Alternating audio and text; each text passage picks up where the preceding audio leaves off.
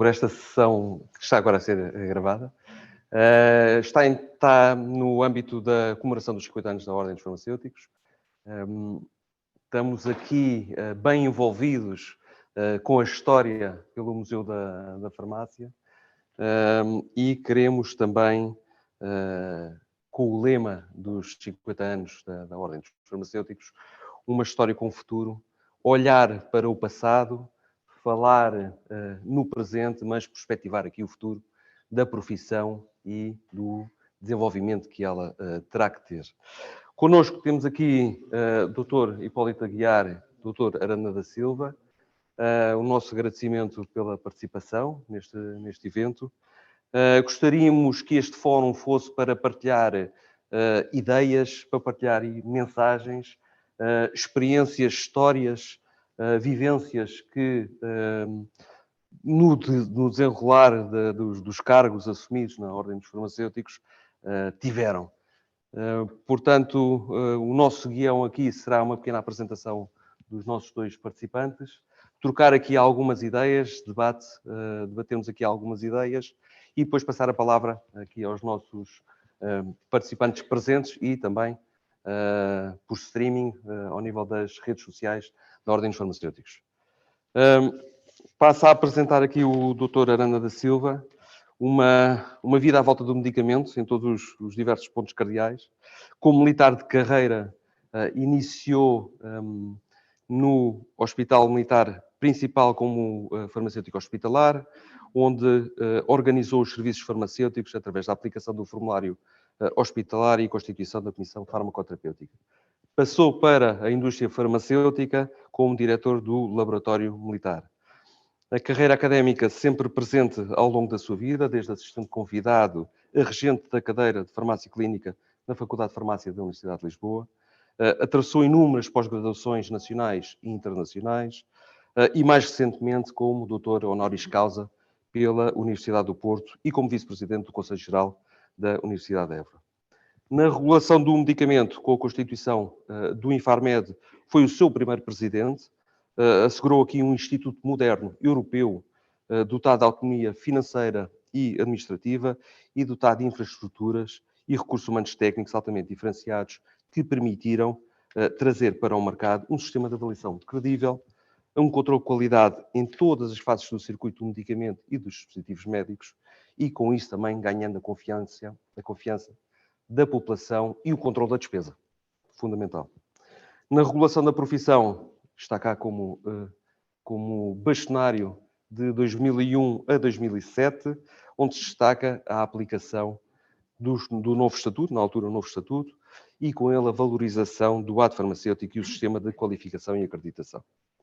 Pelo seu espírito construtivo e de intervenção cívica, abraça atualmente diversos desafios, como é o caso do European Centre of Disease Control em Estocolmo, da Fundação Saúde SNS e do Observatório Português dos Sistemas de Saúde. Neste campo é notória a diversa publicação da análise da evolução da política da saúde em Portugal e da farmácia em particular. Do meu lado esquerdo, o Dr. Hipólito Aguiar, também uma vida preenchida pelo desenvolvimento profissional da saúde em todas as suas diversas amplitudes.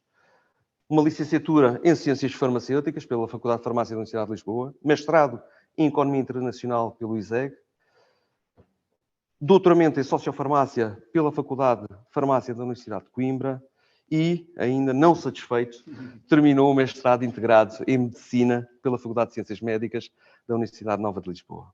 Nestes curtos intervalos, diversas pós-graduações em Marketing, em Administração e Políticas Públicas e ainda em Medicina Desportiva. Inicia a sua atividade profissional na indústria farmacêutica, na Roche, como responsável dos medicamentos não sujeitos à receita médica, onde transitou para a Novartis Consumer Health, a quando da fusão da Ciba-Geigy com o grupo Sandoz, na altura. Na farmácia de oficina, desempenhou funções de farmacêutico na Farmácia Aguiar, em Lisboa, onde promove a intervenção farmacêutica junto dos doentes. Na regulação da profissão, passa por diversos cargos de responsabilidade dentro da Ordem dos Farmacêuticos, nomeadamente na Secção Regional do Sul e Regiões Autónomas, de 95 a 2001 como membro da Direção Regional, de 2001 a 2007 cumpre mandato como Presidente do Conselho Fiscal e culmina como Presidente da Direção de 2009 a 2013. No âmbito da profissão, ainda na distribuição farmacêutica, foi ainda Presidente do Conselho Fiscal da União dos Farmacêuticos de Portugal. Desde 2018 é membro da direção da instituição com fins humanitários Médicos do Mundo e, pelo seu conhecido perfil de comunicador nato, apresenta a autoria de 18 livros, muitos deles com reedições, mais de 40 comunicações de caráter técnico-científico, bem como mais de 50 textos de saúde na imprensa leiga e técnica. No campo áudio, é apresentador de rúbricas de saúde em televisão e na rádio. A 27 de outubro do ano passado foi distinguido com o Prémio Almofariz Especial Carreira. Cumpre ainda dizer que, fruto do bichinho associativo, é atualmente... Sou membro do Conselho Fiscal da Ordem dos Da Ordem dos Médicos. Muito bem. Portanto, não dispensavam apresentações, mas, assim, com este espólio, em termos de experiência e de abrangência da profissão, damos aqui o pontapé de arranque e começava pelo Dr. Aranda, com 2 mandatos bem diversos, um do outro, até tendo algum contexto político. Tivemos, na altura, um primeiro-ministro que, na tomada de posse, liberalizou os medicamentos não sujeitos à receita médica, só para contextualizar a altura política. Mas durante esses 2 mandatos, não cingido apenas a um desafio, mas quais foram os principais desafios que atravessou? Primeiro, quero agradecer ao Dr. Luís Lourenço, está aqui o mais alto representante da Ordem presente, e também cumprimentar o Dr. João Neto, que é anfitrião neste sítio tão importante e que ele tem tão bem divulgado, e cumprimentar também os meus companheiros e amigos da mesa. Aliás, ele aqui, o meu interlocutor, trabalhou comigo na Ordem, portanto, e eu também contratei para estar aqui presente o Humberto Martins, que é o secretário-geral há muito tempo, portanto, para tapar alguns lapsos. que a gente... Mas eu diria que os meus mandatos foram completamente diferentes. O primeiro mandato foi um mandato de construção, portanto, eu tinha um programa e concretizei esse programa.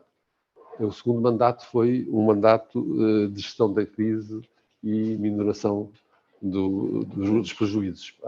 Portanto, para quê? Porquê? Porque o primeiro mandato tinha 4 ou 5 questões fundamentais. Era o novo estatuto que aqui foi referido, que já tinha sido pré-aprovado, tinha sido organizado no tempo ainda do João Silveira, mas não tinha sido aprovado nem publicado, foi publicado já no meu mandato.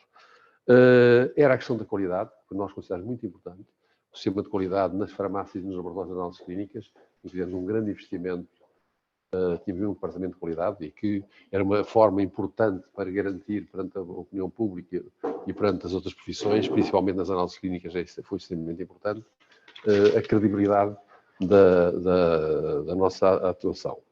A questão do ato farmacêutico, que foi uma questão que vinha descrita de forma inovadora no novo estatuto, com áreas que até ali não estavam consagradas na nossa atividade profissional, mas que eu aí tenho uma certa amargo de boca, porque eu considerava que uma das coisas mais importantes era o que eu chamava a desmaterialização do ato farmacêutico. Isto é, o farmacêutico não devia estar dependente do valor do produto que fornecia e devia ser pago por serviço. Infelizmente, a grande parte da profissão, nomeadamente de algumas organizações profissionais, tinha uma visão completamente diferente da minha, mas eu, como estou habituado a andar sempre 10 anos avançados em muitas áreas da profissão, porque diziam que a margem era sagrada. Quando nós sabíamos que países como a Suíça, eu tinha tido a experiência do Reino Unido, onde tive a estagiar durante os 6 meses, em que já havia o pagamento eram 6% ou 8% que era para a parte administrativa e o resto era pagamento por cada dispensa. E sabia que o que estava acontecendo noutros países, que era a entrada dos genéricos, iam baixar brutalmente os preços e a margem ia se tornar uma coisa, infelizmente.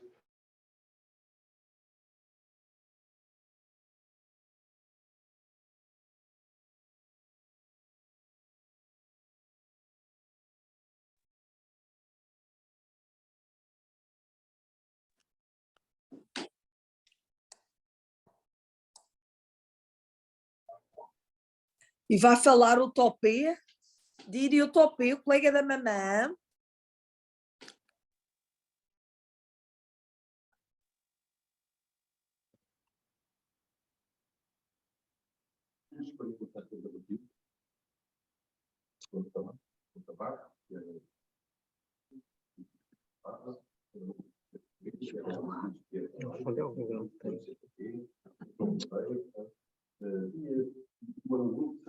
Pessoas e nós visitámos dezenas, se não centenas de edifícios. Havia um que ainda nunca mais me esqueço, que era ali perto da Ordem, que era atrás do Palácio Souto Maior, que era os serviços sociais do Banco Pinto e Souto Maior, que era um edifício. Depois foi comprado que era um edifício espantoso. Foi uma coisa que... E entretanto, acabámos de comprar uma empresa que estava falida, farmacêutica, comprámos esse edifício, a direção a seguir queria que a nossa ordem fosse em frente à Ordem dos Médicos, comprou aquela vivenda aqui aos bocados, depois, mas isso não vale a pena. Mas a verdade é que depois vamos ter uma nova sede, que era um dos projetos que nós também tínhamos na agenda, era aproveitar um projeto já antigo e utilizar aquelas instalações, como muito bem foi feito mais recentemente. E depois, a questão mais importante desse mandato foi o regime de acreditação da profissão e avaliação das faculdades. Nessa altura, as faculdades não eram avaliadas como são hoje. Hoje há uma organização, que é a 3AES, que avalia as faculdades todas. Nessa altura não havia. Só havia uma profissão que o fazia, que era... Nós não podemos fazer uma visita.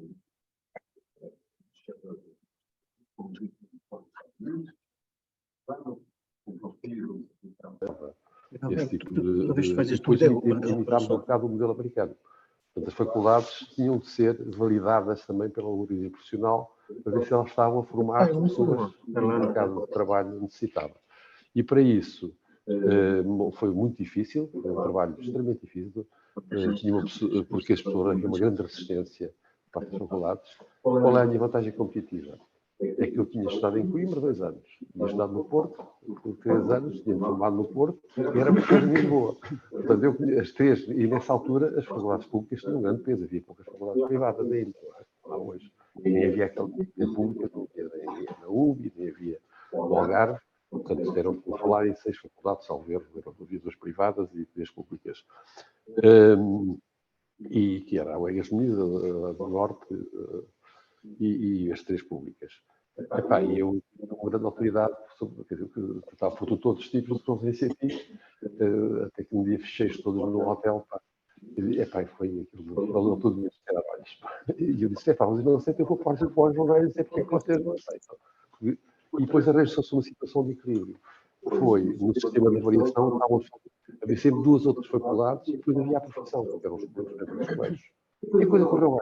Correu bastante bem. Eu acho que as faculdades tiveram o privilégio, quando veio o sistema de avaliação público, as farmácias já sabiam como era.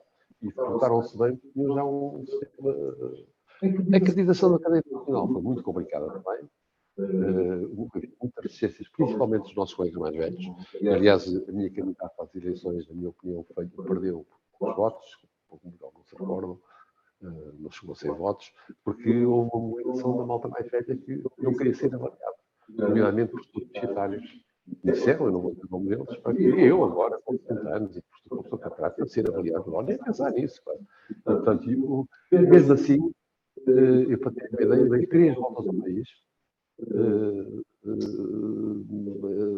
com a Ivana e com outras pessoas, mas a Ivana, que está agora a trabalhar em Amsterdão, na área da informação da Agência Europeia de Medicamentos, que esteve no PGO durante muitos anos. A Ivana aqui procura-me, eu lembro reuniões deste género, estou-me a lembrar uma em Vila Real, que parece-me, onde chega um táxi, sai uma senhora aí de 80 anos, dá-me um grande beijinho, porque tinha sido colega da minha mãe, e da minha mãe diz assim, eu vim de Lagoaça, há 2 horas que estou a fazer viagem só para vir aqui à ação. E falou-se com as pessoas frontalmente e ganharam-se as pessoas para as pessoas aceitaram. Eu julgo que foi um trabalho importante e foi das coisas mais importantes que a nossa profissão adquiriu e que o obrigou a dar um salto qualitativo. Que nós não podemos esquecer. É um dado que pouca gente fala nisso. É que, nessa altura, a maior parte dos farmacêuticos não eram licenciados. Portanto, não podemos esquecer que as faculdades de farmácia são criadas, havia a do Porto, mas a de Lisboa e Coimbra são criadas em 1968, ou 68, ou 67, ou 68, salvo erro. E, portanto, a maior parte dos farmacêuticos que estavam no ativo eram bacharéis. Eram sujeitos que tinham 3 anos, não tinham nenhuma cadeira de farmacologia. Eu costumo dizer isto, não tinha nenhuma cadeira de farmacologia nem terapêutica. Houve um esforço muito grande, em que eu participei também, mas como membro da ordem, mas não dirigente, porque fiz uma proposta ao professor Ralho, então, apesar de politicamente estarmos em situações muito diferentes um do outro, que ele era o CDS, e como vocês sabem, um bocadinho mais à esquerda, não é? Mas ele adorava-me. Fizemos uma viagem um dia daqui para o Porto, para fazer uma conferência, e eu e a minha mulher, demos tanto na cabeça, tanto na cabeça. Ele era um homem muito inteligente, e muito verificado, um homem que foi diretor-geral do ensino superior e foi secretário de Estado do ensino superior, tipo, bom nível. E muito meu amigo. Ele gostava muito de mim mesmo. Eu tinha essa sensação. Quando passado uma semana de telefone, disse: "Olha, Ana, você foi um chato na viagem, mas sabe que eu gostava que escrevesse numa página as suas propostas." E eu escrevi numa página as primeiras propostas, que eram 4 propostas. A primeira proposta era criar um centro de informação de medicamentos, porque os farmacêuticos tinham de ter um sítio para ir buscar informação. Que era um centro que eu propunha que devia ser a ANF, a Ordem e as faculdades, um centro devia ser em conjunto. Não foi, como sabem, né? Pois a ANF não quis fazer o seu centro, mas a Ordem fez o dela com 2 anos quase de antecedência do centro. Por uma razão conjuntural. Tive a sorte de um colega da tropa casar com uma espanhola que era especialista em farmacêutica e pronto, e a gente meteu lá uma espanhola que era já portuguesa, não é? Eles depois convidaram para eu ser, mas eu não aceitei vir para a ANF. Depois, o outro segundo ponto, que era o mais importante, é criar um programa de formação contínua de vários anos, em que fundamentalmente se desse terapêutica. E então, aquilo eram as 3 faculdades públicas, isto, portanto, nessa altura não havia privadas. E essas 3, e esse programa durou 10 anos e conseguiu dar formação àqueles farmacêuticos que efetivamente não tinham farmacologia. Vocês já viram um tipo que vai para uma farmácia e não tem uma cadeira de farmacologia. Assim é a realidade. E era mais de metade dos farmacêuticos. Portanto, falamos dos anos 80. E a ANF fez um grande investimento, porque quem financiou isto tudo foi a Associação de Farmácia, onde nós estamos hoje. E tinha o representante da ANF, era o Dr. João Silveira, eu era o representante da Ordem, era o professor Moraes, o representante da Faculdade de Lisboa, era a Margarida Carmona, representante da Faculdade de Coimbra, e do Porto, não me lembro quem era, já não. João Carlos Figueiredo? Não, era o João Carlos Figueiredo. E com isso fez uma coisa espantosa. Formaram-se, foi uma coisa impressionante. De cursos, e isso deu uma grande mudança à profissão e criou condições. Eu achava depois que nós agora temos de manter o ritmo de formação profissional. E pronto, e conseguiu-se, implantou-se. Eu tinha montado uma empresa chamada Formifarma, começaram logo a dizer que eu tinha montado um tal sistema para ganhar dinheiro, não fez, como quem me conhece sabe que os princípios são muito rigorosos, não fez uma ação de formação enquanto eu fui bastonário da Ordem, e muitos anos depois, hoje faz poucas a pedido só. Mas foi logo, começaram a dizer, está a fazer aquilo, aquelas coisas habituais. Mas, portanto, acho que o primeiro mandato foi um mandato positivo, de construção, de mudança da profissão, muito mobilizador, porque o bastonário estava muito próximo das pessoas. A gente falava como... eu fartava-me de viajar, uma coisa impressionante. Eu dei 3 voltas ao país. Mas ao país era ir... Estou a falar em ir... desde Viana do Castelo, a Braga, para a Vila Real, a Bragança, para Aveiro, para Viseu, para tudo. Aquilo é tudo capitais de distritos praticamente eu ia. Fui 3 vezes durante o mandato. Sempre com a Ivana ali, que era um espetáculo, tornou-se muito da minha amiga, eu já não vejo há uns anos. E acho que foi muito importante também esse estilo de governança. Outros tipos de governança do segundo mandato. Estava eu a dormir em Pemba, num hotel, e a minha mulher estava a dizer, nem me acordou. Quando toma posse, e ela só me acorda às 5 horas, e aí estava eu, o João Silveira e o João Cordeiro, encontramos na piscina. Você já viu o que aconteceu em Portugal? E começou aquela situação. Vou contar uma história engraçada sobre isso. Como sabem, o ministro era o Correio de Campos. que só tomou posse depois, passado um tempo. Não é? Portanto, este anúncio era a tomada de posse do primeiro-ministro, não era do governo. Sim, sim. E eu dava muito bem com o Rei de Campos. Os nossos pais eram conhecidos, ele hoje está a José António, como quem diz, eu conhecia esse gajo de putos, era um tipo muito manipulador, não é? E o Correio de Campos estava a almoçar comigo, eu confundi de Moçambique, fui logo para almoçar com ele, para saber o que estava a passar, que era como era o governo, aquelas coisas que os mercenários têm de fazer, não é? Eu tinha uma boa relação, muito boa relação com ele. Aliás, no primeiro mandato, eu lembro de uma reunião que foi feita na Torre do Tombo, não é? Em que ele faz um elogio aos farmacêuticos, fala no professor Silveira, fala no professor Luís, ele conhecia a nossa profissão. E os farmacêuticos são porquê? Porque ele é muito antimédico. O problema... Depois também se tornou antifarmacêutico, não é? Posteriormente. Mas ele era fundamentalmente contra os médicos. Ele dizia, mas António, eu no hospital onde eu estagiei, no jornal, eu usava, como é que se chama? Os estetoscópios são os enfermeiros, não são os médicos. Não é? Nunca mais me esqueço essa frase. Depois, portanto, ele não foi convidado para o Ministro da Saúde. O primeiro convite que ele teve era para outro, eu não vou agora ir ao pormenor, era para outro Ministério. E eu, quando almocei, ele disse, finalmente vou para esta área, que é a hora que eu gosto. Quando chego ao fim da tarde, estava numa reunião do colégio na Ericeia, de fora do LPM, o Luís Paixão Martins, foi logo até comigo, que agora está muito na moda, não é? Que era o meu assessor de imprensa, e depois também me zanguei com ele. Zanguei com ele. Outra esta história, eu sou amigo daquilo, não bem com ele e tudo, mas na altura tivemos uma zanga e deixou de ser meu assessor. Mas bater comigo, afinal, o voto que você disse hoje à hora do almoço não é verdade, ele é Ministro da Saúde. Eu tinha sido mudado, eu não posso contar a pormenor desta história, porque acho que não era correto. Mas uma pessoa que tinha sido convidada tinha dado a opinião e ele não queria dizer, não era a ideia dele. Portanto, a verdade é que ele passa a ter uma atitude completamente diferente. Porque, entretanto, tinha acontecido uma coisa estranha. O João Cordeiro convida para dar uma entrevista na revista Portuguesa de Farmácia. Eu conto essa história porque é importante vermos do contexto. Dá uma revista em Portuguesa de Farmácia e ele, que é um deslocado, está com a ANF do princípio ao fim. Não é? Uma das coisas que eu me lembro que ele insinuava, eu digo isso porque eu era testemunha dos dois. Eu dos dois podiam fazer, eu sou testemunha dos dois, eu conheço os dois, não há problema nenhum. Eu ia defender nenhum deles, um testemunha não defende, responde ao que perguntam, não é? E fui ouvido na esquadra de polícia sobre os dois.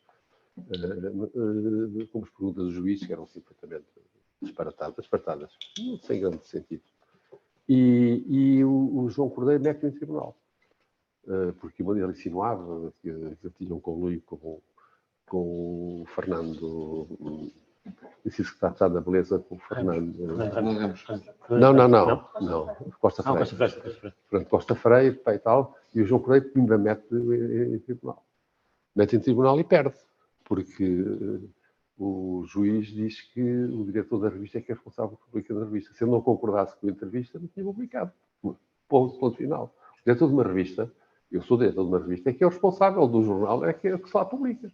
Portanto, se ele não concordava, não publicava. Portanto, e perdeu o processo. E isso criou ali um ambiente muito... portanto, o segundo mandato foi muito complicado. Eu continuava a falar com o ministro, a argumentar. Foi um mandato que houve muitas negociações com o governo que eu estive perfeitamente à margem, porque eu não...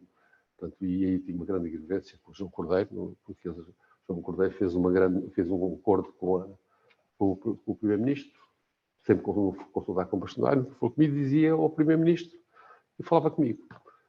E um dia, nunca mais me esquece, estava eu na ordem daquela garagem em frente, eu saí de lá às 8 da noite, eu não ia à ordem todos os dias, porque eu convidava-se a vir almoçar à minha casa, eu vinha de moto com os dossiês, eu só dizia, eu vou à ordem quando tiver reuniões. Não tem sentido, o bastonário vai a reuniões. Agora pode trabalhar em casa e pensar em casa, escrever em casa, não sei o que eu fazia. Lá eu fartação para parar almoço lá em casa, porque ele ia de moto e Eu levava, e eu evitei, pá, os esquemas. Pá, porquê? Para estar lá a olhar para quem... Pá, eu não fazia sentido nenhum, não é? Aliás, o João Cordeiro fazia a mesma coisa, não é? O João Cordeiro também tinha um correio que levava as malas para Cascais. Eu não aprendi com ele, mas depois eu comentava com os outros, chegava a conclusão. O meu ia de moto, tinha essa vantagem. O outro joguia de comboio. E, portanto, há ali um dia, eram as 8 da noite, para aqueles dias em que eu estava na ordem até tarde, e eram muitos, não é? Que a gente se tarde. E telefona-me Sócrates. Então, doutor, quer dizer que, como já deve saber, estive ao acordo com o ANF, não sei de nada. Não sabe nada? Não sabe nada, mas não está a par do acordo. Não estou a par, nem sei o que é que o senhor está a falar. Eu sabia que havia acordo, mas não sabia mesmo nada. Eu queria que estivesse presente no ato de assinatura. Não estou presente. Não dou a benção a coisas que não são da minha responsabilidade e aqui, pelo que eu pouco sei, não concordo. Nunca mais me esqueci. 1 hora a falar com aquele tipo, pá, e apagava-se a luz. Estou a ver aquelas luzes automáticas e eu ia lá me carregar a luz, passava um bocado, e 1 hora. E eu tentar convencer-me que eu devia. Olha, levou tudo, pá. Foi ali, todo o meu fel, levou ali naquele telefonema, pá, e eu não fui mesmo à cena do acordo. Portanto, foi um mandato complicado, nós fizemos grandes esforços, pá, de publicação, tivemos um parceiro do Canutilho, que era uma figura muito importante e muito próxima do BS, ainda por cima, e do teto, sobre a propriedade de farmácia, sobre a concorrência. Aliás, trago aqui esses parceiros todos para oferecer aqui ao museu. E publicámos muita coisa. Eu, quando agora recolhi essas coisas, fiquei impressionado. Por exemplo, publicámos um documento que era Farmácia Espaço de Saúde. Nós andávamos, que era, no fundo, explicar que a farmácia é um espaço de saúde que podia ser tratada como as batatas, não é? E era uma determinação da ordem que divulgámos a toda a gente sobre a concorrência das farmácias, sobre o que é que os portugueses pensam das farmacêuticos e das farmácias. Publicávamos uma coisa enorme. Portanto, o segundo mandato foi um mandato de luta e de resistência e de gestão de danos, fundamentalmente, não é? Eu continuei a almoçar com o Correio de Campos, com uma diferença, é que já não almoçava sozinho. Porque eu, a certa altura, o Correio de Campos dizia-me ele, que eu estava, portanto, não tinha confiança, perdeu a confiança em mim, por exemplo, eu sou o Cordeiro, já. E então eu convidei o nosso colega Pedro Coelho, que infelizmente já morreu, precocemente, com 60 e poucos anos, que era fundador do Partido Socialista e muito meu amigo. Foi o primeiro candidato da oposição à ordem, quando começou a guerra, e eu e a minha mulher, estudante de farmácia, éramos os 2 únicos apoiantes que eu tinha no Porto, mais um velho republicano. Ele era, portanto, éramos muito amigos deles, e ainda somos da Guida hoje, e viajámos muito juntos. Quando íamos para os congressos, ele é que fazia as nossas viagens, porque era um muito culto, muito viajado, morreu estupidamente com o infarto de miocárdio aos 70 e poucos anos. E então, quando eu disse ao Correio de Campos, ele passou-se. Eu deixei de confiar em si, passou com testemunhas. E então eu dizia ao Pedro, convida lá tu para jantar, se eu pago o jantar, convidas o gajo. E então tinha assim uma testemunha no meio, de um lado e do outro, porque a certa altura era complicado. Pronto, mas pronto, e não vou para eu estava aqui a falar todo dia, não é?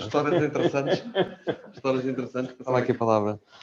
Muito obrigado. Hipólito. Muito obrigado. Vários cargos na Ordem dos Farmacêuticos. Acredito que aqueles mais desafiantes tenham sido como Presidente da direção. Queres partilhar connosco os maiores desafios? Saudar os colegas, naturalmente, e os que estão lá em casa também, a ver-nos e, naturalmente, estender este cumprimento ao Bastonário Dano da Silva, com quem tive a oportunidade de trabalhar no contexto da Secção Regional de Lisboa, e a ti, naturalmente, Rui, pela convivência também que foi tida nesses momentos de grande associativismo da Ordem dos Farmacêuticos, e agradecer naturalmente ao meu querido amigo Luís Lourenço o convite honroso que me foi feito, e ali ao meu querido também amigo João Neto, o facto de estarmos aqui a partilhar este espaço tão bonito que ele foi construindo ao longo destes anos e que tens naturalmente muito mérito por ser, enfim, um espaço que hoje nos acolhe e com este glamour que o museu já nos habituou. Eu entro na Ordem em 94, 95, logo após ter acabado na altura a licenciatura, na altura a farmácia era uma licenciatura, ou ciências farmacêuticas, e entro pelo nome de uma pessoa que eu gostava aqui naturalmente de mencionar, que foi o Francisco Carreiro Gomes. Aliás, também este museu tenho a certeza, que muito a ele deve, e que foi um homem marcante. Era um homem profundamente associativo, era um homem que efetivamente via a profissão, enfim, vivia intensamente a profissão, e portanto num contexto, enfim, de um final de licenciatura, sou levado por ele para a direção da ordem. Na altura era o bastonário de Silveira. Curiosamente, num momento também, enfim, com bastante agitação na ordem dos farmacêuticos, com duas listas, que depois, enfim, muitos anos depois é que voltou a haver duas listas com esse, enfim, com esse tom aguerrido de campanha. E faço, de facto, 2 mandatos com o Francisco Carreiro Gomes, com uma equipa muitíssimo boa que o Francisco conseguiu reunir na altura, e isso deu-me, enfim, aquilo que foi um bocadinho a continuação do bichinho do associativismo, que já vinha do tempo da Associação de Estudantes, da saudade da Associação de Estudantes da FFUL, e que naturalmente nos dá, sem dúvida nenhuma, enfim, aqui faço menção aos colegas associativos, que com certeza muitos deles vêm dessas origens, que nos dá esse sentir, não é? essa missão que um associativo deve sentir, que é, ao cabo, de partilhar estes momentos de luta, como o bastonário Aranda Silva estava a dizer muito bem, de missão da classe. Depois faço, de facto, mandatos no Conselho Fiscal, na altura exatamente em que o bastonário Aranda Silva estava e percorreu esses 2 mandatos, que ele agora muito bem reviveu alguns momentos, porque, enfim, foram muitos os outros momentos que haveria para contar. E depois abalançamos-nos em 2009, depois de um momento, e aqui quero naturalmente reviver esse momento, foi um momento com alguma complexidade na ordem dos farmacêuticos, enfim, não vou naturalmente reviver a complexidade do processo, mas foi um momento de contestação enfim, na altura, eu diria, à resignação que houve na então bastonária, não é? Na professora Irene, que resignou ao cargo, pelas circunstâncias que penso que alguns conhecerão de saúde, e que depois naturalmente ficou uma equipa com, na altura, algumas lacunas na altura, enfim, entendemos que eram algumas lacunas, penso que continuo a entender que havia algumas lacunas, nomeadamente alguma falta de quórum na tomada de decisões, mas isso, enfim, é passado. Os momentos históricos da ordem depois serão com certeza revividos por muitos outros que aqui vão passar também por este ou por outro cenário, enfim, no contexto destas noites, mas dizer que efetivamente foram momentos de contestação e que, como tudo, quando são momentos de contestação e principalmente com colegas, são sempre tensos, não é? E, portanto, houve 2 ou 3 Assembleias Gerais muito tensas, e daí nasceu, naturalmente, uma lista que se formou nesta perspectiva de, obviamente, construir um futuro para a ordem digno daquilo que devia ser, na nossa opinião, a tal missão, a tal envergadura, o tal peso institucional que a ordem deve ter, e que, na nossa opinião, na opinião dessa equipa que se formou, efetivamente estava sem norte, ou pelo menos com algum desnorte.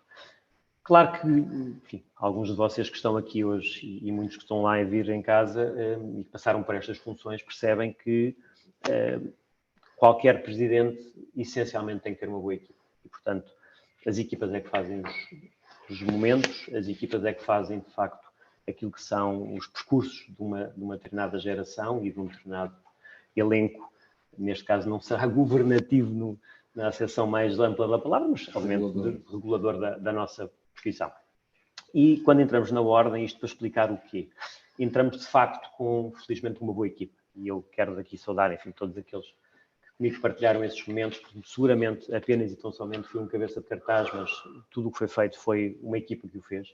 E a equipa não é só os membros do elenco, enfim, dos órgãos sociais, é toda a estrutura da ordem que, naturalmente, estava e esteve a trabalhar e que, ainda hoje, enfim, bem o sabemos, é uma estrutura pequena face àquilo que são as exigências da classe. A classe cresceu muito nos últimos anos, não é? E, portanto, houve também aqui necessidade de, enfim, esperemos que a nova sede também já contemple toda essa capacidade, enfim, meio redobrada de resposta às exigências da classe.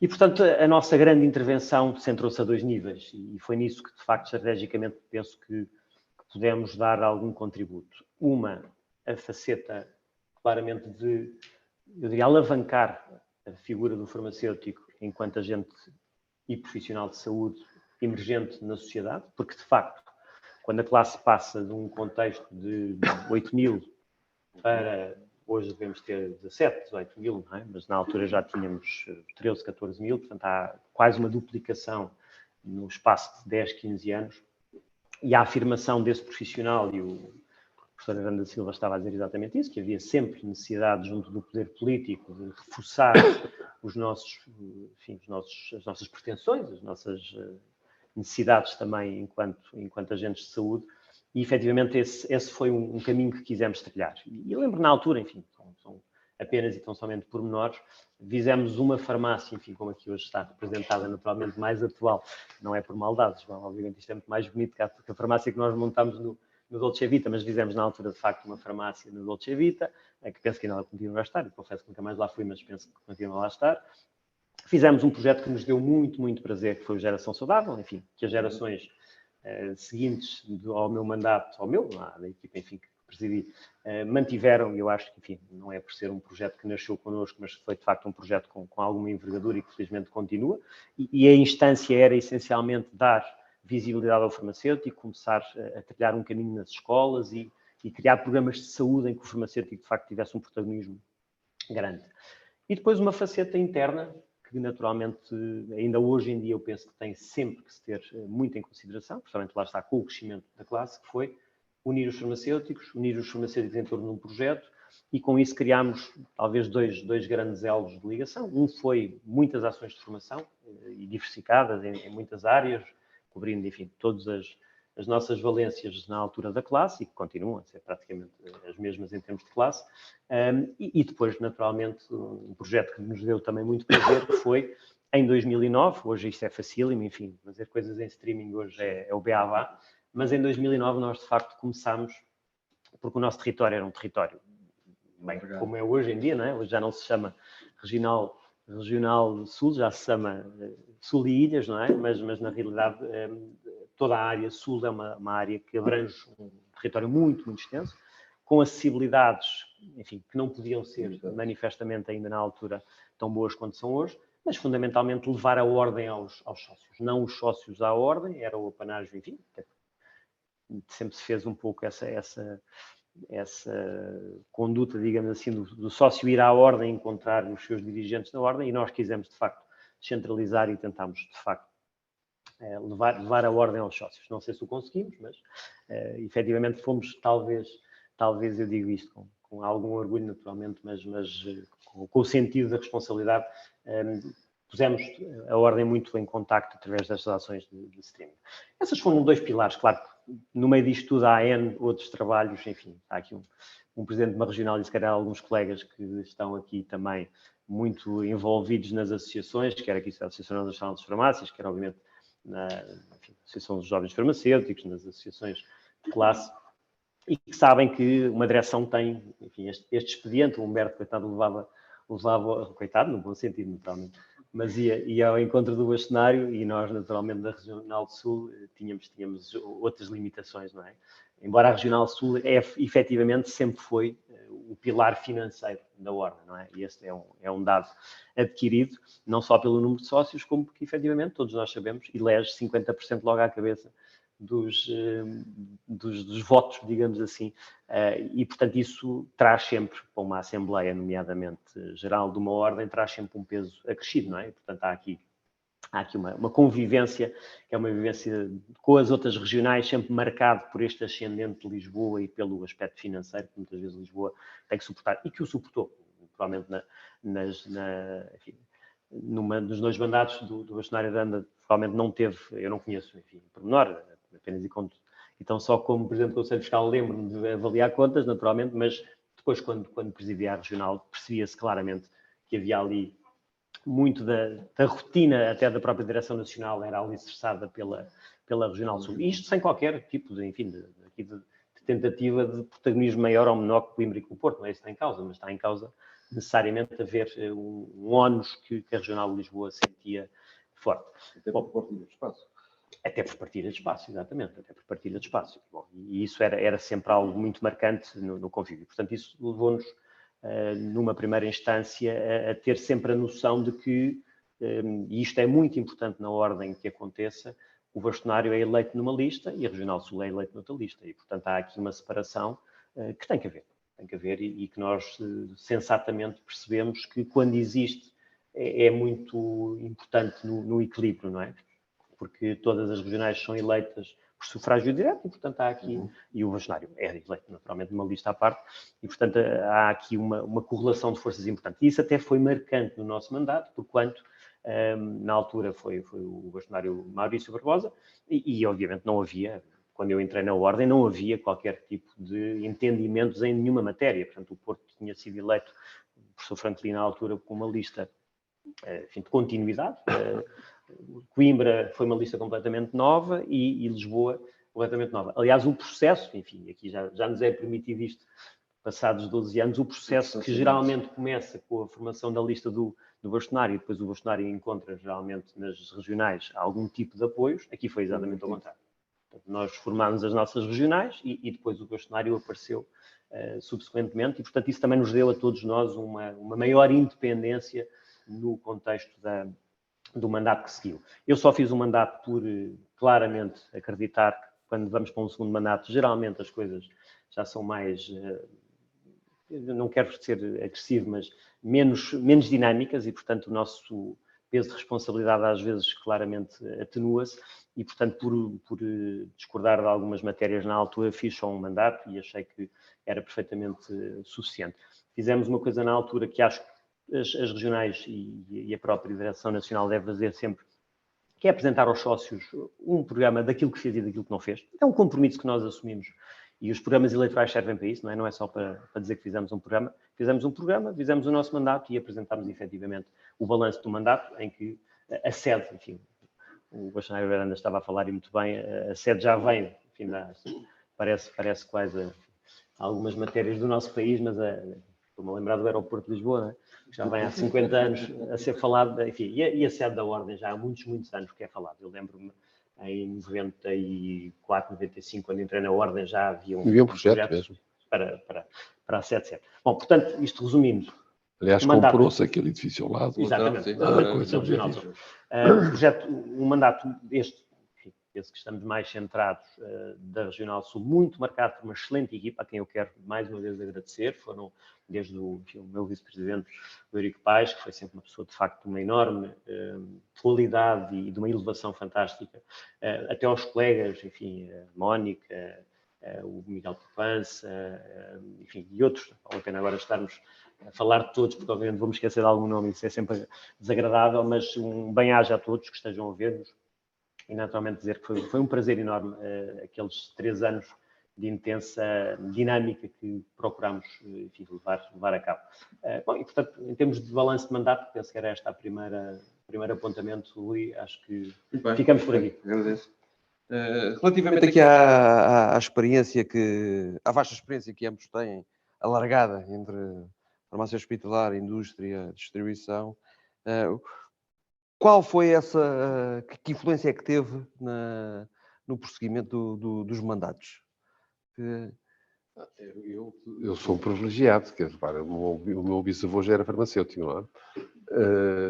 Nasci num ambiente de farmácia. O meu avô tinha farmácia numa rua, por acaso estava zangado com o meu pai, mas tinha uma farmácia na rua. O meu pai tinha outra farmácia, era importador. Pá. A minha mãe era investigadora do professor Quintanilha, também em Moçambique, e faziam registros de medicamentos. Portanto, eu lembro uma imagem que eu tenho dos meus pais, era na sala de jantar à noite, com 3 livros, o Martindale, o Remington, o Goodman, e mais um que agora não lembro, que eram pequeninos todos comprados com os atuais. Depois agora estão na internet, não é? Mas eu lembro que o meu Goodman era assim uma coisa que eu lá tenho em casa e faziam registros que eram 10 páginas. E a malta gozava comigo no liceu porque na altura, como se recordam, era obrigatório nas caixas dos medicamentos. Atenção, em Moçambique havia um sistema de registro que era diferente. Eu vivia em Moçambique, como sabem, nasci em Moçambique, e era um sistema independente, havia autonomia nessa área. Até porque havia medicamentos que não havia em Portugal e vice-versa. Vinham da África do Sul, vinham da Índia, vinham de outros países. E a malta gozava comigo porque dizia que os meus pais eram donos dos seus medicamentos. O pai representava a Lilly, a Merck, o Atral, os Alfarm, os grandes laboratórios todos. Tinha 2 empresas numa rua, porque quando havia o Alidi estava numa, a MEF estava noutra. Epá, e a malta gozava comigo que vinha o nome dos meus pais em todos os medicamentos. Portanto, eu desde pequenino, até a parte regulamentar era familiar. Eu fazia isso, em 5 páginas fazia-se o registro, não é? Que era a justificação do interesse terapêutico do medicamento, o preço e a parte tecnológica. Com esses 3 livros fazia-se um dossiê. E eles faziam 2, 3 por noite. Não é?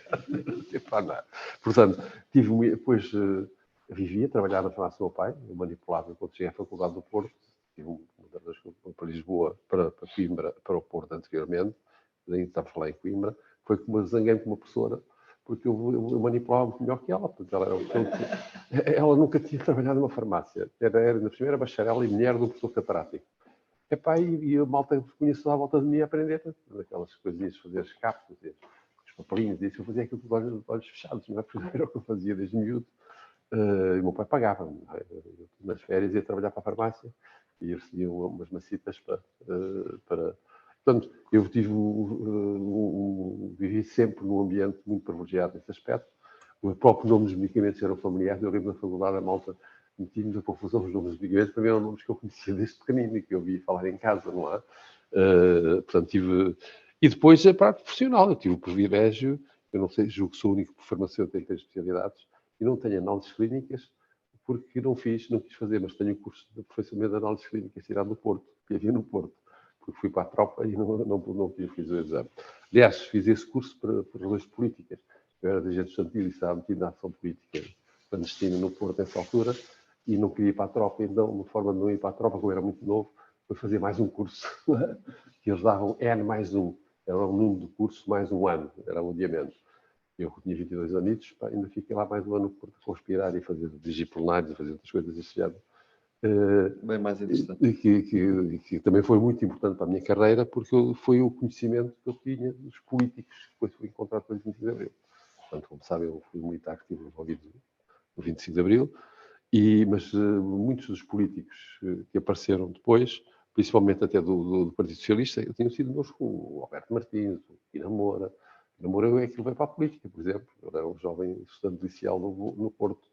O Alberto Martins, o Oswaldo Castro, que já faleceu, mas que é meu filho, agora até é Ministro da Justiça. Vivia a minha geração era uma geração que estava na política. Isso também me ajudou muito, não é? Aliás, eu vou contar aqui uma história, que é porque é que eu fui para bastonário. Eu tinha estado 10 anos no Infarmed, 3 anos, então o geral 7 anos no Infarmed, eu queria era descanso e queria ganhar umas massas, porque na função não se ganha muito dinheiro. Já tinha 3 filhos, para nessa altura, e tinha um projeto de fazer uma empresa, depois até constituí, e vai uns malandrecos, são alguns presentes aqui na sala, ali como o Nuno, mais o Paulo, mais já não me lembro quem eram os 2 Nunos, mas o Paulo vem jantar, almoçar comigo, e diz, depois eles querem estar empurrados por todos os Silveira, não é? Depois eu percebi isso. Fui bastonário, não me chatei. Vocês não sabem o que é que foi ser presidente do Infarmed, para não viajar, passar a vida a viajar fora de casa, para engordar 12 quilos, para passar a vida a comer, porque eu até tinha de almoçar às vezes 2 vezes por dia, almoçar num restaurante ao meio-dia e meio, depois ir às 2 horas e almoçar com outro gajo, na outra ponta da rua. A construção do Infarmed foi uma coisa impressionante, não é? Quer dizer, vocês veem tudo aquilo, mas aquilo foi tudo construído no meu tempo, até os edifícios, não é? Não há nada na infraestrutura do construído no meu tempo. Apesar de não ter sido convidado para a inauguração do laboratório, que é uma coisa que eu não perdoo. Entretanto, toda essa experiência foi sempre muito útil, e eles diziam assim, mas cá só há 2 pessoas muito conhecidas no nosso país. É o Dr. João Cordeiro, que não pode ser bastonário, e é o professor Odete e o Dr. Ana Silva. Toda a gente, eu ia à televisão todas as semanas, não é? Era uma coisa, eu tenho lá em casa, fiz no outro dia um orçamento, me pagaram não sei quantos mil euros para passar o VHS porque eu ia à televisão em média uma vez por semana, ou mais até. Era um problema de economia, era o prós e contras, fui 5 vezes ou 4 vezes. Portanto, era uma figura pública e eles convenceram-me, nós precisamos de uma figura pública e você conhece os políticos, lá me deram a volta. E eu estava muito bem no laboratório militar, e eu também estava com vontade de ser no laboratório militar, porque era uma chatice. Eles convidaram para ir para general. Mas, por tradição, os farmacêuticos não podiam ser generais, só podiam ser médicos. E eu perguntei se isso é extensível aos outros farmacêuticos. E eu disse não, então não aceito. Eu não quero ficar, se vocês me garantirem que pode haver mais a seguir, eu recusei ir para general. E até que um dia estava na parada de Coimbra, no Regimento de Saúde, que é em Santa Clara, chovia torrencialmente, espada à cinta, a fazer continência para um pelotão ou uma companhia que estava a desfilar. Eu olhava para o oficial e dizia, pá, não quero mais isto. Porque ser diretor do laboratório militar era comes e bebes, pá, quase, porque era reuniões de comando, depois dias da unidade, pá. Epá, eu era professor da faculdade, pá. Tinha uma cadeira na faculdade, pá. Tinha tido a experiência do Infarmed, pá. Epá, aquilo já não era vida para mim, pá. Cheguei a Lisboa, nunca mais me esquece, e chama um sargento e diz assim, é um gajo daqueles que estava em tudo, não é, da tropa, opá, eu não posso passar a reserva já. Ó, doutor, já podia ter passado há 6 meses. Pai, você não me diz nada. E eu, no dia seguinte, farda número 1, espada à cinta, vou ao general, que era muito meu amigo, me chamou tudo, filho disto, filho daquilo, à tropa, não é? Nem penso nisso, pá, sou filho disto. Ele era, éramos amigos, éramos dois, ele era de Moçambique, foi chefe de Estado-Maior-General das Forças Armadas, era o Valência Pinto. E então assinaram-me com a cenoura do generalato. Portanto, eles aparecem-me e pronto, e fico resolvido o problema. Vão passar mesmo à reserva, tinha o papel, eles não podiam dizer que não. E, portanto, portanto, eu tinha muitos bons, tive um background muito propício, quer dizer, eu tive a estagiar, eu, por exemplo, na tropa, para ir para a farmácia hospitalar, estagiei em Londres, 6 meses, estive em Barcelona, fui professor do primeiro curso europeu de farmácia clínica. Eu era professor lá durante 10 anos, ou 12 anos, já não sei. Fui presidente da Sociedade Europeia de Farmácia Clínica, aos 30 e poucos anos. Portanto, eu tinha, quando chego a bastonar, então eu tinha eu tive muitos ministros que eu tratava por tudo, não é? Há coisas que não posso contar ainda, não é? Mas eles tinham razão.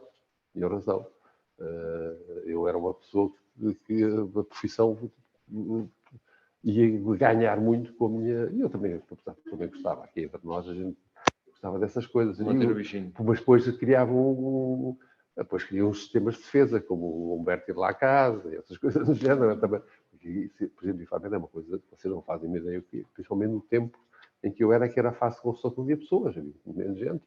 Eu chegava a ir a Bruxelas e a Londres 2 vezes por semana. E um dia a Londres, depois a Bruxelas, porque depois a OMS, eu era perito também da OMS, passava a vida depois era da ICH, o Interesse de Conferência da Organização, não havia reuniões remotas, não é? Ia para Washington, depois ia para Tóquio, depois ia para não sei o quê, para aquilo. Eu fazia parte do Steering Committee, como sabem, eu fui um dos fundadores da Agência de Medicamentos, como também fui um dos fundadores do European Center of Disease Control, que é uma coisa que dá muito ficha agora, por causa da pandemia, não é? Eu fui um dos fundadores, estive lá há 10 anos, agora já não estou, estive lá há 10 anos, chegou. Era o único farmacêutico do Conselho Científico.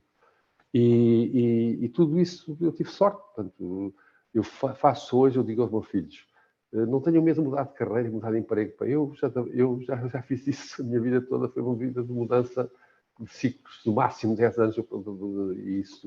Eu estava preparado, estava preparado e julgo que era um privilegiado nesse aspecto. Portanto, conhecia, porque eu trabalhei na indústria 10 anos na farmácia hospitalar e 10 anos na regulação. Portanto, o suficiente para conhecer lidar qualquer assunto. E depois tinha a faculdade, quer dizer, na faculdade, além de professor de farmácia clínica, primeiro farmácia hospitalar e depois por forma do ensino de 2008, farmácia clínica, depois acabaram, quando eu saí, mudaram para farmácia prática, não sei porquê, não sei o que é que se quer dizer. No ano passado, no ano 10 anos, mudaram aqui o nome, como eu acho que a farmácia clínica é o nome que ainda é atual. E eram responsáveis pelos estágios. Eu é que organizava os estágios da faculdade. O guia de estágio está na internet, da Faculdade de Farmácia de Lisboa, foi ainda feito por mim. Também não percebo como eles não fizeram ainda outro, não é? Portanto, tive também muito apoio em casa. Aquela senhora que está ali era farmacêutica, também era muito ativa, porque ela também era da direção da Unifar, da Cooperativa não sei de quantos, já não lembro o nome, da Farcoer, também tinha aquilo às vezes era um bocado complicado, corríamos os dois, cada um para o seu lado. Mas criámos 3 filhos, temos 8 netos, portanto, porque é preciso a gente pensar sempre no futuro, pá, e sempre foi otimista. Muito bem, doutora. Top, desculpa. Claro que sim, A expressão. É o nome de guerra há muitos anos. Invariavelmente. Com uma experiência tão diversificada e abrangente, estamos a falar de economia, farmácia, ciências farmacêuticas e agora medicina, isso deu-te uma boa perspectiva para lidares com os teus desafios quando dos cargos na ordem?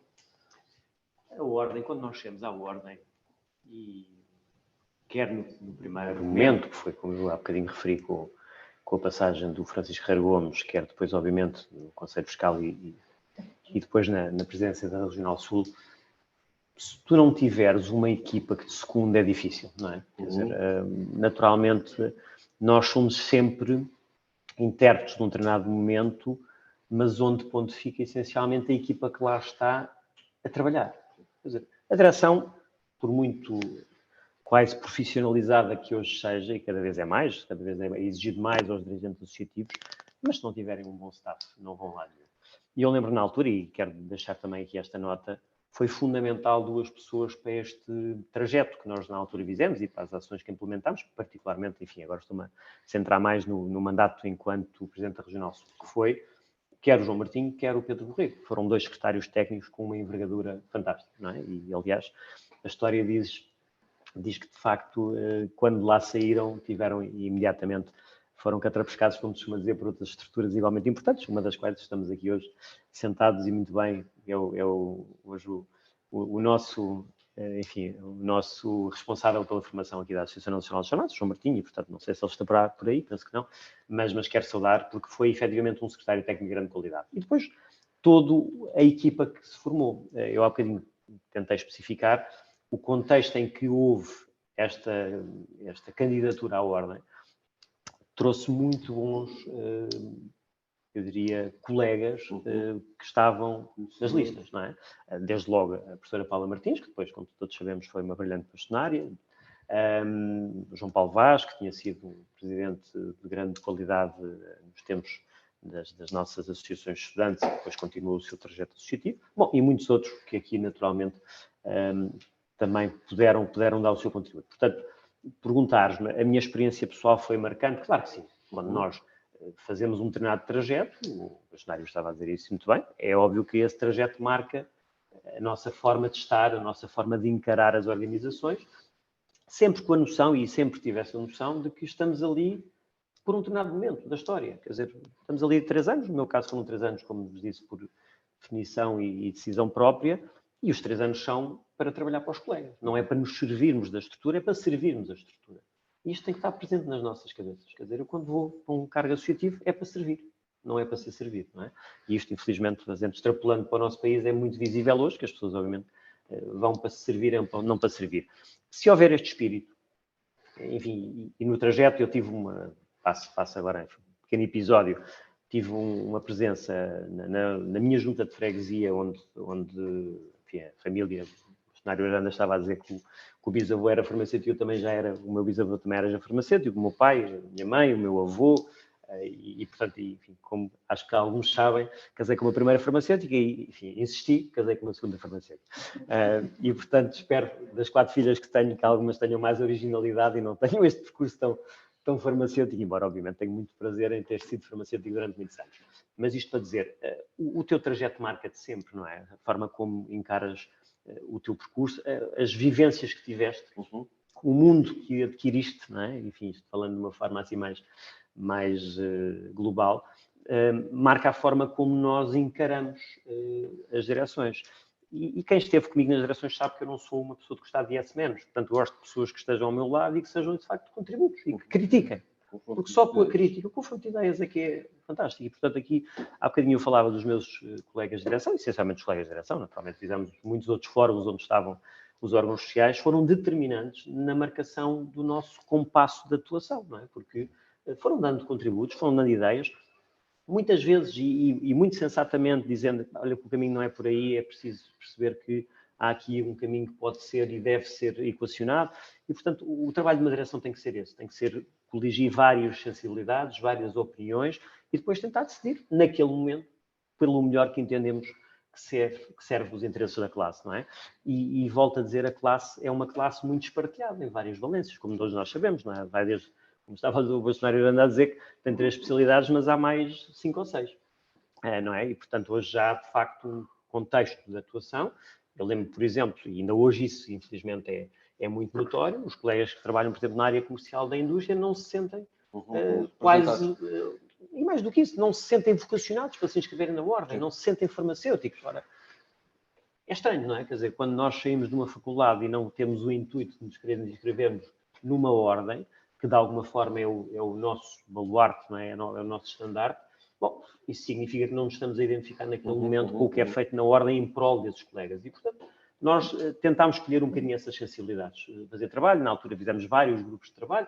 Claro, como em tudo na vida, há grupos de trabalho que ficam pelo caminho, há coisas que avançam, há outras que não avançam, portanto, nunca se pode analisar um mandato à luz do que só que é feito, porque houve muitos desaires, houve muitas coisas que não tiveram lugar, houve algo que... podem dar frutos posteriormente. Mas que lá está, deixa-se a sementinha e depois quem vier atrás, penso, enfim, e estava-me a referir há bocadinho à geração saudável, que talvez tenha sido, porventura, o projeto que depois as gerações, quer a Emma Paulino, quer depois o Luís Lourenço, entenderam que dali podiam extrair com alguma projeto e honra seja feita, melhoraram muitíssimo o projeto, muitíssimo o projeto.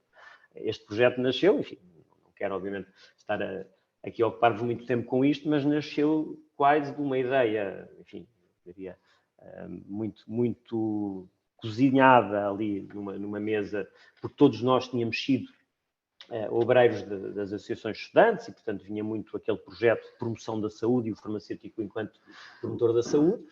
E depois, naturalmente, quando pensámos na geração saudável, pensámos com as limitações que tínhamos. Quer dizer, o primeiro autocarro que nós comprámos, não sei se continua ao serviço, presumo que não, era um autocarro que nós comprámos na altura, imaginem, por 1.000 ou 1.500 euros, portanto, estou a ver a sucata que era, não é? À rodoviária do sul do Tejo, porque tínhamos lá um colega que o pai era presidente do Conselho de Administração, era membro do Conselho de Administração, e fez-nos ali, desculpem a expressão, facilitou-nos ali a vida, não é? Claro que esse autocarro, só para vocês terem uma ideia, a primeira vez que a geração saudável sai para se, enfim, como se chama dizer, apresentar ao mundo, foi num programa de televisão na RTP Porto, e o autocarro demorou para aí 6 horas a chegar ao Porto, não é? Essa bendita viagem, enfim, se alguém tiver aqui se lembra-se disso, marcada por uma enorme dificuldade em subir aquela subida, enfim, quem faz a autoestrada do Norte deve-se lembrar, que vai ali de Torres Novas, depois até ali quase a Fátima, bom, aquilo demorou para aí 2 horas a fazer, não é? E nós sempre a olharmos para o aquecimento do autocarro, a ver se aquilo aquecia, bom, portanto, isto é o associativismo no seu melhor, não é? É encontrar meios para poder, com a convicção de que o projeto era bom, naturalmente sem, enfim, embandeirar em arco e dizer que somos os melhores do mundo, mas não, tínhamos a convicção que queríamos ir por ali e fomos.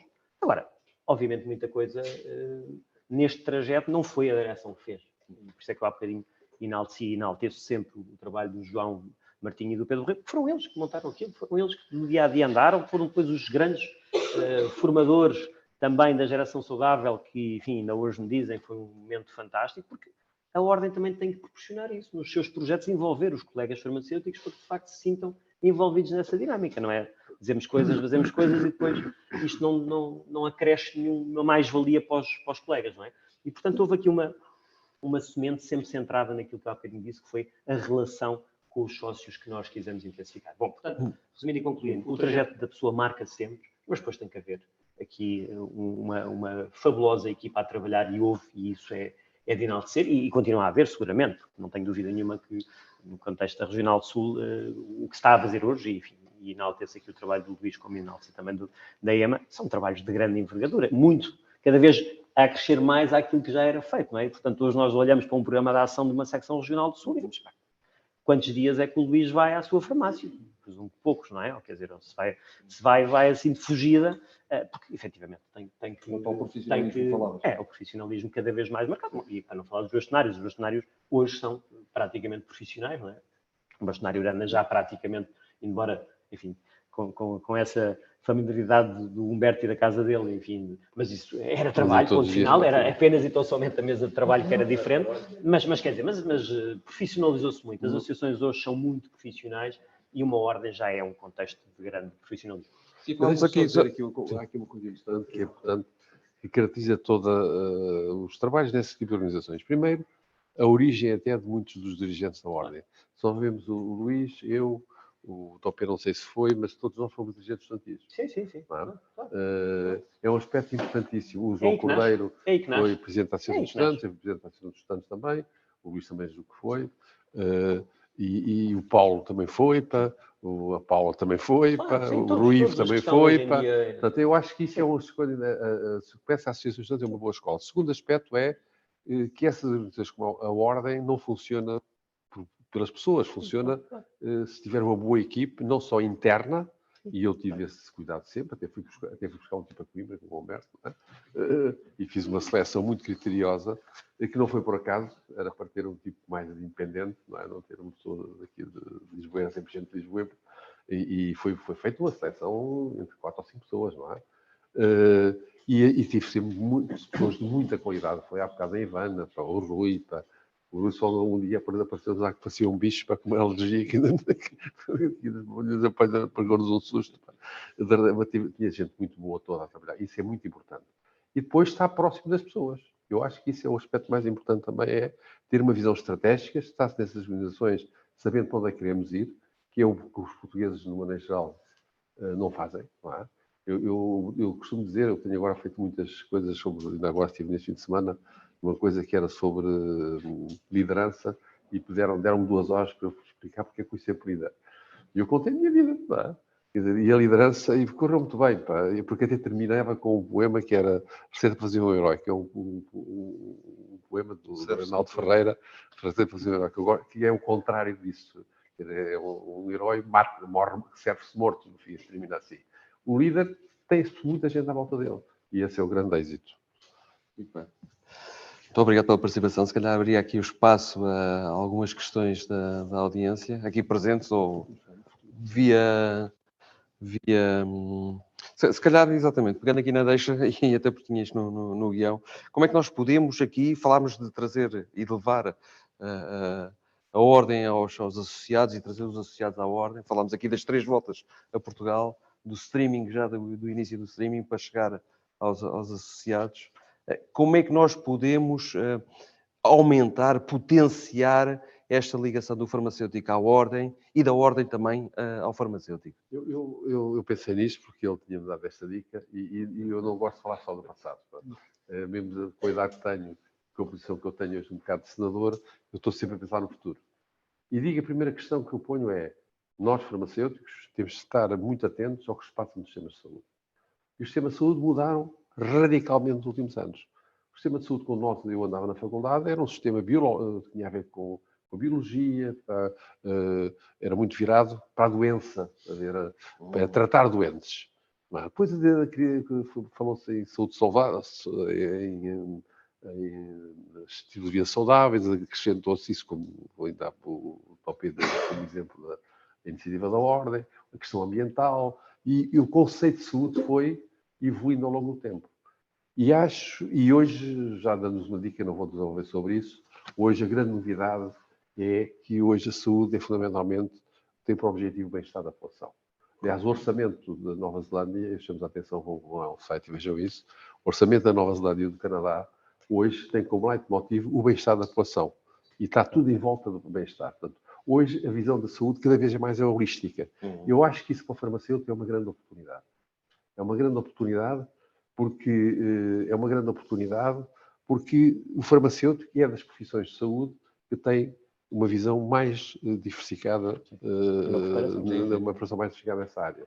E eu acho que isso deve começar pelo ensino.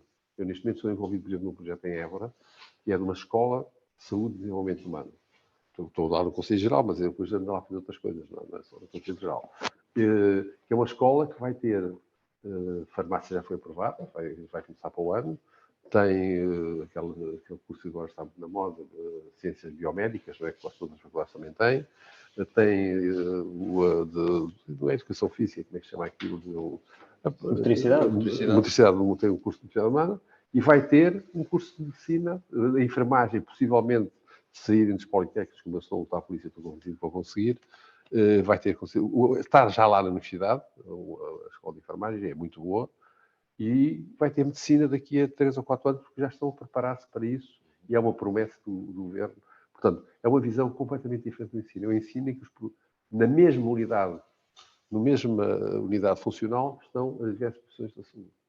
E eu acho que isso é fundamental para os farmacêuticos no futuro. Pensarem que eles não podem trabalhar sozinhos. Um dos grandes erros da nossa profissão foi andarmos a colecionar ao longo dos anos inimigos. Na indústria, os médicos, os enfermeiros. Eu até estive, ainda no dia, no tribunal contra um processo que ganhámos, não é? Que era a vacinação das farmácias contra a ordem dos enfermeiros. Mas isso é outra questão. Ele é que estavam contra nós, não é? E ganhámos o processo. Portanto, devemos ter essa visão, trabalho em equipe e cooperativo. Hoje não é possível, e quem trabalha, por exemplo, em multinacionais sabe isso bem, as multinacionais cultivam esse tipo de trabalho. E a segunda questão é a questão do doente. Nós temos de estar sempre, a saúde deixou de ser em função da doença, passou a ser em função do doente. Hoje o doente é que está no centro do sistema. Toda a gente diz isso, todos os partidos políticos, ninguém faz. Não é? E hoje, aliás, ontem assistia ao Mauro do Sacrarides, que é um grande defensor e é um grande amigo meu, com quem estou todas as semanas, e faz parte do grupo de reflexão sobre o futuro da saúde. Ele e mais 4 ou 5 gatos pingados. E a nossa perspectiva é que o sistema de saúde deve percorrer o percurso do doente, e não é ao contrário.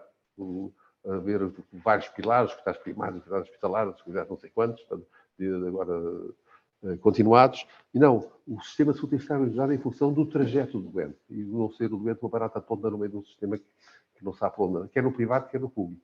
O que eu estou a dizer aplica-se tanto ao privado como ao público. Os dois sistemas estão organizados de uma forma perfeitamente errada para a atualidade. E, portanto, o farmacêutico, isso é uma grande oportunidade, porque o farmacêutico, mais uma vez, está preparado para isso. Eu julgo que o farmacêutico tem um grande futuro. Eu costumava dizer, alguns dos alunos aqui, não estou a ver muitos alunos meus da faculdade, mas eu dava uma aula, a primeira aula, que punha um centro de mesa, que era as antigas profissões de Lisboa. Uma coisa que tinha gostado da pipa de massa, ainda, eu não sei quantos milhares de euros aquilo lá, que era o João é capaz de conhecer, que era das exposições FILAI, que tinha o acendedor de candeeiros, o engraxador, a lavadeira. É uma coisa enorme deste tamanho, de estanho, que os meus netos já deram cabo das figuras, mas porque aquilo é muito bonito. E eu levava a fotografia daquilo e dizia aos alunos: isto, nenhuma dessas profissões existe.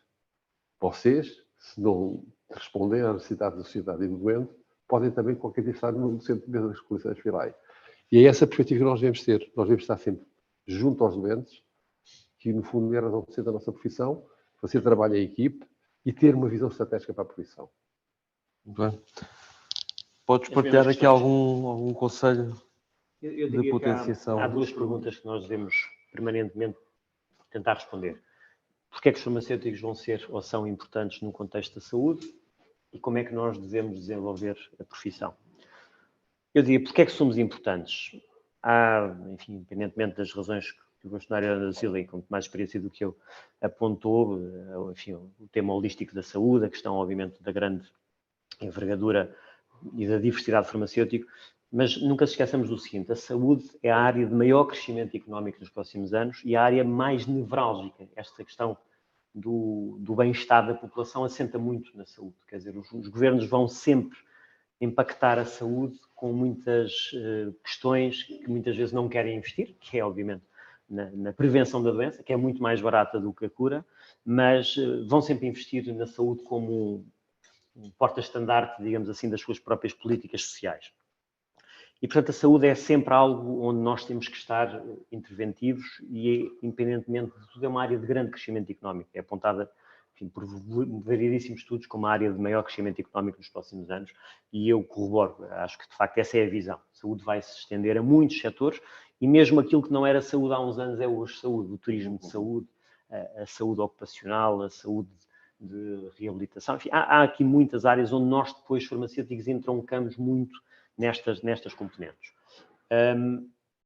E o farmacêutico está a gerir aquilo que é, em 95% dos casos, se calhar mais, isto é empírico, naturalmente os 95%, o grande motivo de investimento, quer da indústria farmacêutica, quer do setor social, que é o medicamento. O medicamento é aquilo que cura. Não é? Eu hoje, como médico, dificilmente entendo uma consulta médica, não por vocação necessariamente minha, mas por pressão do doente, em o doente chegar ao fim da consulta e não levar um medicamento. Não é? Isto é transversal. Se vocês perguntarem a qualquer médico, é difícil um médico chegar, e nós sabemos que a maior parte das vezes o medicamento muda estados fisiológicos, não altera a causa da doença, não é? E é isso que nós muitas vezes temos que trabalhar, como profissionais de saúde, sejamos médicos, farmacêuticos ou enfermeiros, seja aquilo que for. Tu tens que trabalhar sempre numa perspectiva de eu vou agir sobre a doença, e a maneira que todos nós encontramos e que nos une aqui todos nesta sala e, obviamente, junto dos profissionais de saúde, é o medicamento. O medicamento é 95% do meio tecnológico, e hoje é um meio tecnológico, não nos esqueçamos disso, com uma avaliação altamente, enfim, dispendiosa e muito exigente, mas é o meio de cura de todas as populações. Não é? E, portanto, quando se fala de medicamento, fala-se forçosamente em quem está na cadeia do medicamento desde o início até ao fim, que é o farmacêutico. Naturalmente que os médicos têm o seu protagonismo, os enfermeiros terão o seu protagonismo, mas o farmacêutico não pode perder esta versão e esta vertente do medicamento. Agora, o medicamento não pode ser tido só como a visão única e exclusiva, não é? Porque, verdadeiramente, nós, por exemplo, estamos a assistir, enfim, isso é perfeitamente evidente, economicamente o medicamento e o mercado do medicamento vai depreciar nos próximos tempos. E ninguém tenha dúvida disto. Quer dizer, quando nós olhamos para o mercado do medicamento, ou ele cresce em volume, ou, de facto, vai haver pelo valor em si uma depreciação do valor comercial do medicamento.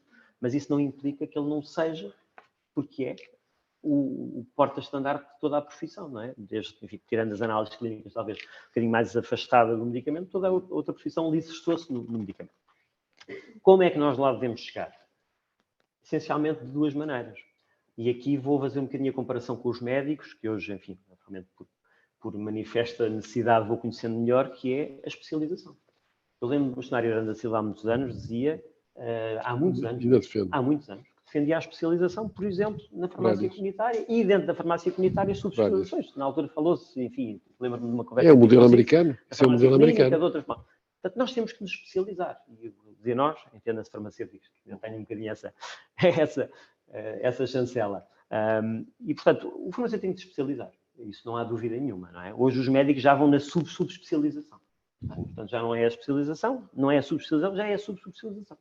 E, portanto, os farmacêuticos têm que começar este trajeto. Têm que perceber que é por aí que vão. E têm que arranjar especializações que, à luz do consumidor, do utente, do público em geral, sejam vistas, de facto, como tomadoras de mais-valias para eles. Não é? Quando nós falamos da Ordem, nós não nos podemos esquecer que a Ordem é uma entidade que tem por missão autorregular a profissão. Não é? O Estado diz assim, agora regulem-se, entendam-se, façam as coisas... E, portanto, quando nós entendemos a Ordem, não podemos entender a Ordem com um espírito corporativo, não. A Ordem é para servir os interesses da população. E muitas vezes estamos desfasados disto. Estamos desfasados, achamos que a Ordem é para nos defender a nós. Não, não. A Ordem, em primeira instância, é uma delegação do governo de um país, neste caso do nosso, para dizer, pá, meus amigos, salvaguardem a nossa saúde, no nosso caso, não é? E entendam-se para salvaguardar a nossa saúde. Bom, portanto, eu diria muito especialização e depois fazendo uma coisa que o Bastonário Aranda Silva também disse muito bem, que é, e eu subscrevo há muitos anos esta ideia, provavelmente a ideia não terá sido minha seguramente, mas já o disse e muitas vezes escrevo, nós temos que separar o ato farmacêutico da venda da mercadoria. Nós não podemos viver nesta dualidade, desculpem a expressão e não levem a mal o que eu vou dizer, de sujar as mãos a receber dinheiro quando necessariamente a nossa intervenção é uma intervenção técnica. Vocês não veem um médico a receber dinheiro do paciente, não veem um advogado a receber dinheiro do paciente, do cliente. Nós não podemos ter esta atitude, e não estou a dizer isto em termos, obviamente, figurativos. Estou a dizer, obviamente, nós não arranjamos uma maneira de transacionar com a certeza que temos que receber dinheiro de alguém, neste caso do público que nos frequenta, nomeadamente nas farmácias, mas não podemos, manifestamente, deixar de diferenciar a bata branca do técnico e a atitude comercial. E isto tem-nos prejudicado. E o Bastonário está aqui, teve muito esta intervenção política e sabe bem que os políticos olham muitas vezes para nós como sendo mercantis, com esta figura mercantil. Principalmente a farmácia comunitária, que é o nosso maior porta-estandarte. Não é por eu, obviamente, ter exercido essencialmente em farmácia comunitária, mas esta é a tónica. Quer dizer, as pessoas olham para nós, pá, são os mercantis, são os vendedores do medicamento. Sim, aliás, o nosso cenário aqui tem ali uma caixa registradora ao lado da parte E técnica. isto marca muito a tónica. O político vê muito esta tónica de atenção à dissociação que nós temos que fazer no futuro. E esta, o cenário há bocadinho estava a usar uma desmaterialização. Não foi? Tem que haver. Nós temos que ter a coragem de o fazer. Claro que se estamos à espera que o Estado pague o ato farmacêutico, enganamos-nos. O Estado não vai pagar o ato farmacêutico, vai-nos dar umas migalhas, como tem dado nos últimos anos. Não é? E, enfim, ilude-nos e tal, vai-nos dizendo umas coisas. Nós temos que avançar e não ter receio. E quem trabalha em farmácia comunitária sabe isto. As pessoas não valorizam a gratuitidade. Tudo o que é gratuito, as pessoas não percebem o que é que está por trás disso. Não percebem que está uma bata branca, um indivíduo que tem uma formação altamente diferenciada de 6 anos, mais eventualmente alguns anos adicionais, e o público não entende isto. Não é? E hoje um bocadinho a presença que eu tenho tido nos meios de comunicação social serve também para perceber um bocadinho esta dinâmica. As pessoas pensam isto do farmacêutico. É difícil o farmacêutico impor-se porque as pessoas olham sempre para o farmacêutico como um bocadinho aquele indivíduo que, vende medicamentos. Não é um indivíduo que fabrica, nem que dispensa, nem que, obviamente, promove a saúde junto dos outros. E nós temos algo, enfim, isto tem sido feito pela classe a miúde, mas tem que ser feito com mais consistência, que é provar aos políticos, de facto, nós damos valor acrescentado ao sistema.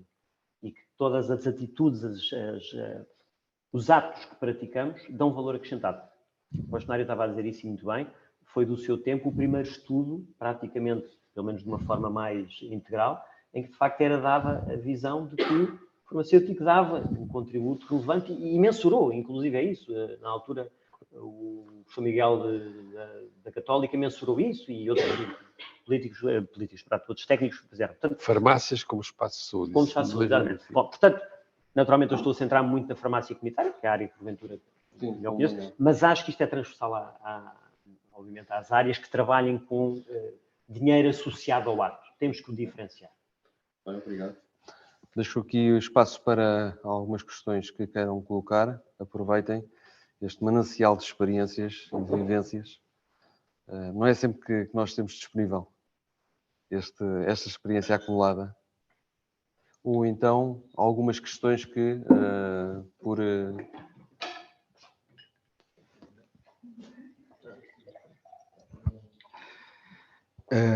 Muito boa noite. Quero agradecer à Ordem dos Farmacêuticos da Secção Sul por novamente estar aqui connosco neste espaço, ao Bastonário Aranda, ao meu amigo Topé.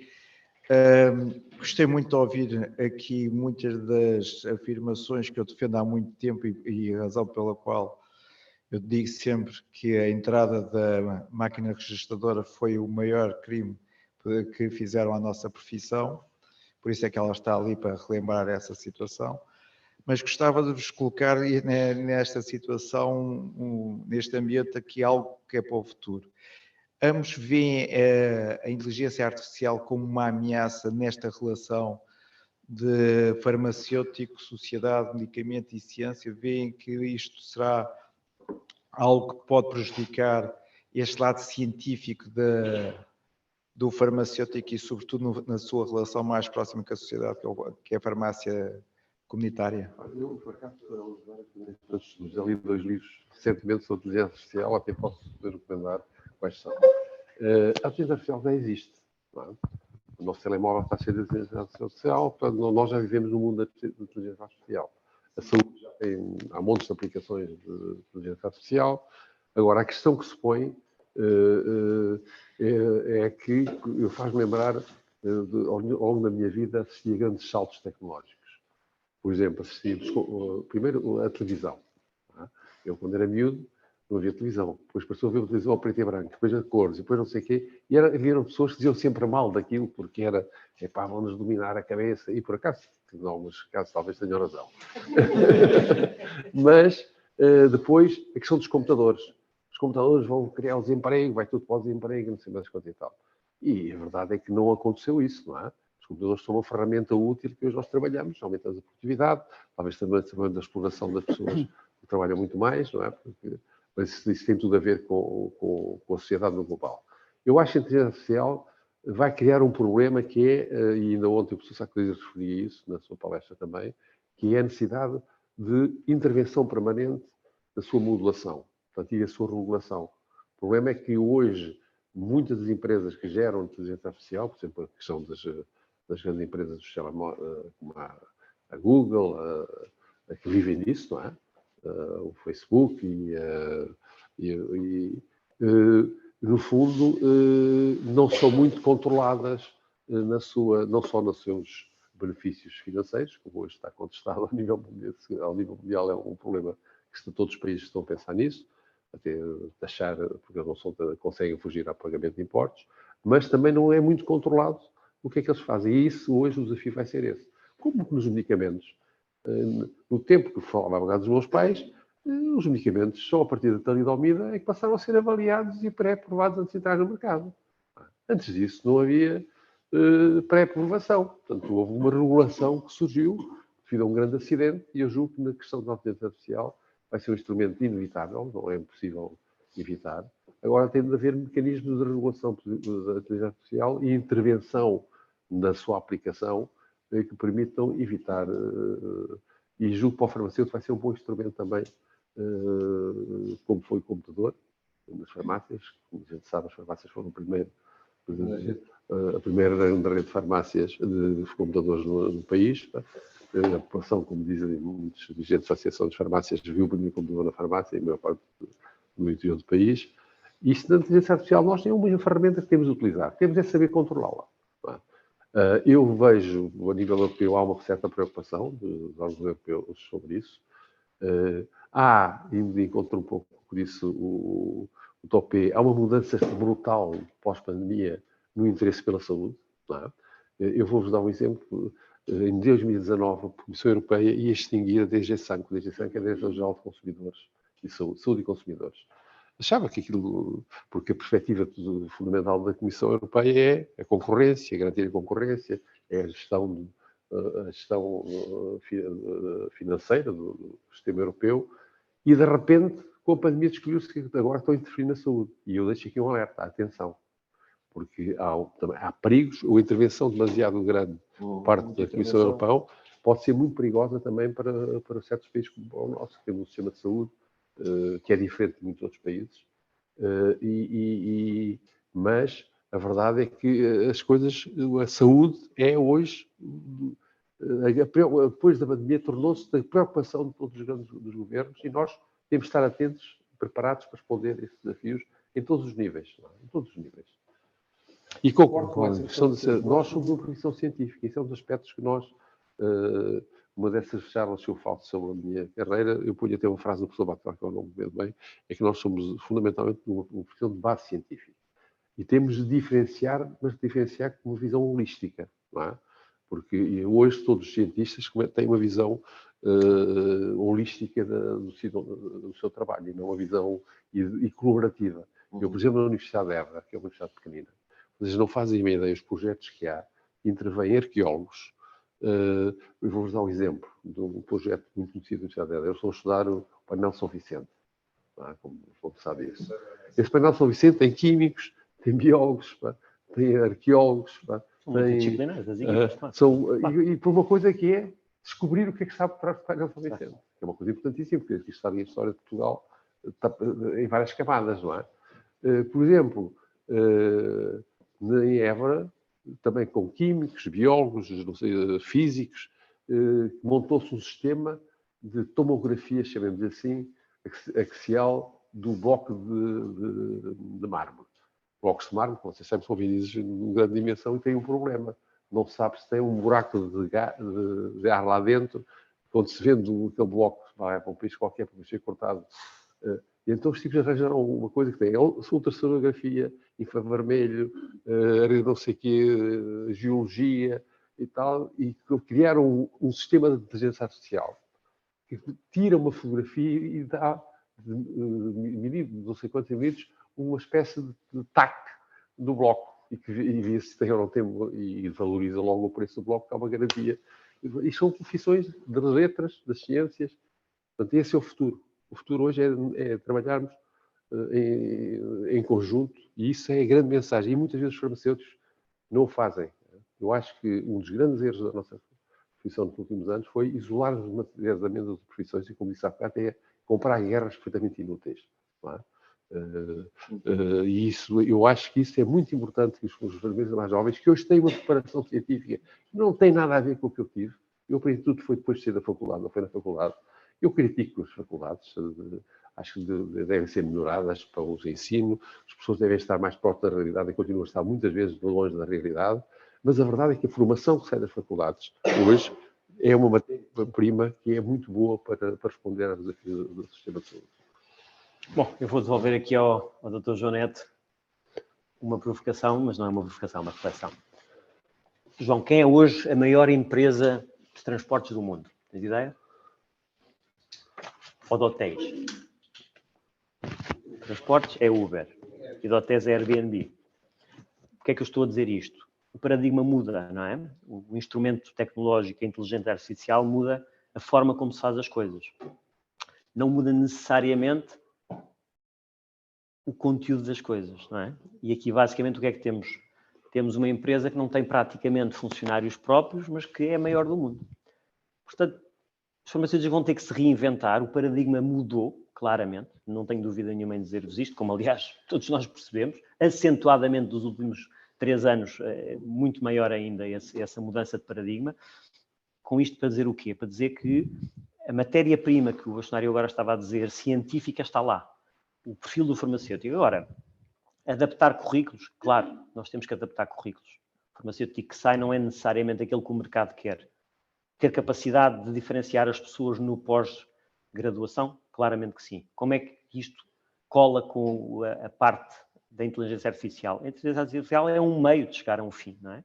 E, portanto, é um meio de valorizar ou não uma profissão se tiver capacidade científica de se diferenciar. E este é o grande repto que eu lanço à classe farmacêutica. A classe farmacêutica tem que se diferenciar naquilo que faz. De facto, ser bom não basta, tem que ser muito bom. E nós temos que ter capacidade, essencialmente, de pensar, e pegando neste exemplo da Uber e da Airbnb, de pensar o mundo de outra maneira e de estar, enfim, aqui o Bastonário Aranda Silva diz muito bem, de estar à frente do nosso tempo. Não é? Perceber que temos que sair da nossa zona de conforto e resgatarmos o passado e tirar dele o melhor, mas para poder, essencialmente, perspectivar o futuro. Isto é assim muito teórico o que eu estou a dizer, mas a verdade é que nós temos que encontrar pontos de contacto com a forma de organização que o mundo está a ter.